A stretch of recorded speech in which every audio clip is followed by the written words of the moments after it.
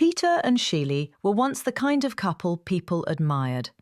He was a celebrated architect, ambitious, elegant, and confident.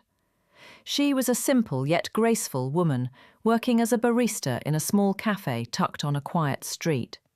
She was educated, thoughtful, and had a heart that found joy in the smallest things: a cup of warm coffee, the morning sun, or Peter's smile at the end of the day. In the early years, their love was tender and genuine. Peter adored her simplicity. She admired his brilliance. They spent evenings talking about dreams, travels, and the home they would build together. One such dream was Granada, the city Sheely longed to see, the place she imagined walking hand in hand with Peter through old streets wrapped in history. But time has its own ways of testing love.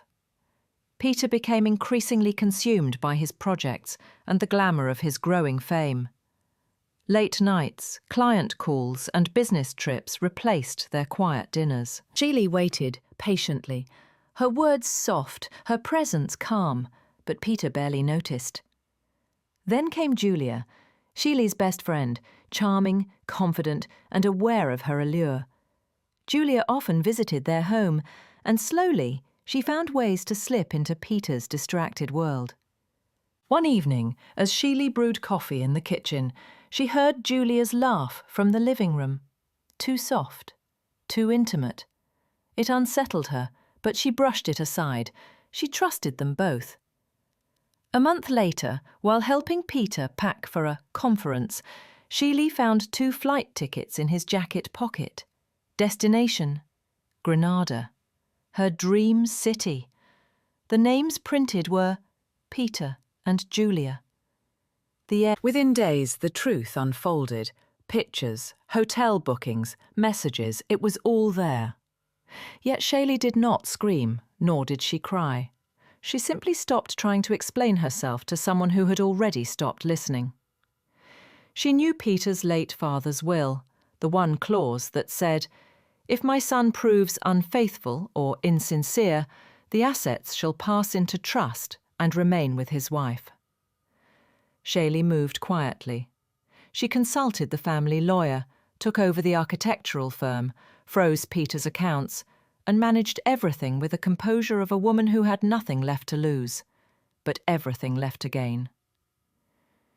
When she finally confronted him, Peter looked broken. "Sheely, it was a mistake," he said.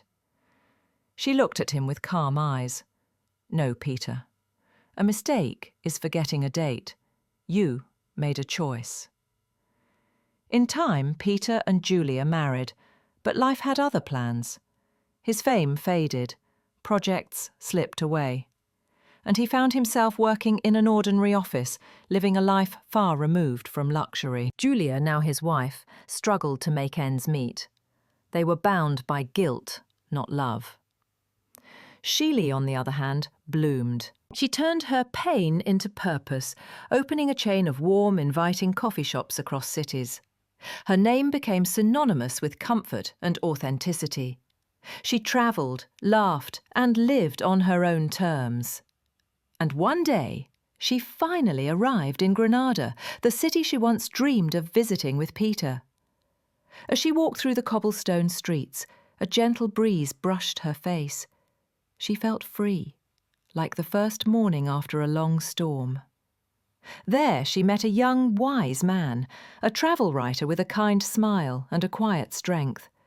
They spoke for hours about art, coffee, and life's strange ways of healing.